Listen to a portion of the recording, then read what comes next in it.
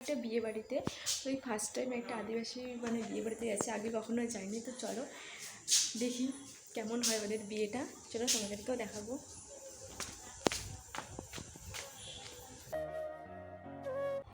তো বাড়ি থেকে বেরিয়ে পড়েছে, আর এখানে টোটোটা মানে উঠে পড়েছে আর কি, টোটোটা রিজার্ভ করাই ছিল। তো যেহেতু বাড়ি থেকে অনেকটাই দূরে ওই আদিবাসী পাড়াটা, তো সেই জন্য আর কি আমার মা আগে থেকে টোটোটা রিজার্ভ করে গেছিলো, নাহলে যেতে পারবো কিন্তু আসার সময় আর কি ওখান থেকে টোটো পাওয়া যাবে না, অনেকটাই রাত হয়ে যাবে। তো চলো, দেখতেই পাচ্ছ চারিদিকটা কি অন্ধকার। তো গাইস, এই দেখো বিয়ে বাড়িতে চলে এসেছি তোমাদের সাথে কথা বলতে বলতে। আর রাস্তায় তো প্রচণ্ড অন্ধকার, মানে এরকম গ্রামের মধ্যে আর কি রাস্তায় লাইটও নেই, সেই কারণে তোমাদেরকে আর কি ভিডিওতে দেখাতে পারলাম না। তো চলো, এই যে বিয়ে বাড়িতে মানে ঢুকে দেখছি এখানে সব লোকজন বসে আছে, আর এখানে দেখো এরা কি খাচ্ছে। আদিবাসীর বিয়েতে তো সবাই চুল্লু আর এগুলাই তো খায়, তো ওগুলোই ওরা বসে বসে খাচ্ছে আর আমরা দেখছি আর ভিডিও করছি। আর ওখানে বউকে বসিয়ে রেখেছে, আর এই যে ওখানে ছায়া মণ্ডপ করে রেখেছে। তো চলো এখন চারিদিকটা ঘুরবো, ঘুরে ঘুরে দেখাবো। আর ভিডিওটা আমার ভাগনা করছে জন্য ক্যামেরাটা প্রচণ্ড নাড়িয়েছে, জন্য ভালো করে বোঝা যাচ্ছে না। তো এখানে দেখো যে দিদাটা আছে বিড়ি খাচ্ছে বসে বসে, আর মা যে ওখানে গিফট দিয়ে আসলো। তো আমার মা চলে আসলে তো ওখান থেকে আবার ডাকছে। এদের মধ্যে আবার নিয়ম কি, যে যে গিফটটা দিবে মানে ওটা আবার নাম লিখে রেখে দেয় যে কে কী দিল আর কি।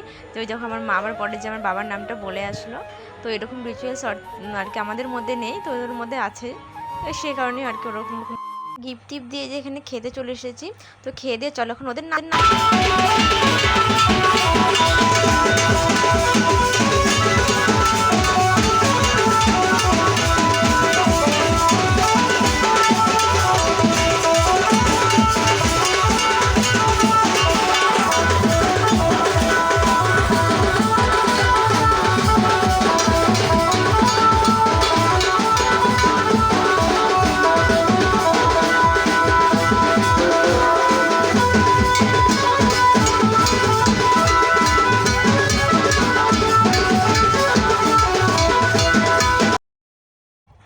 তো বাড়ির ভেতরে তো ওরা ওদের মতো করে নাচে।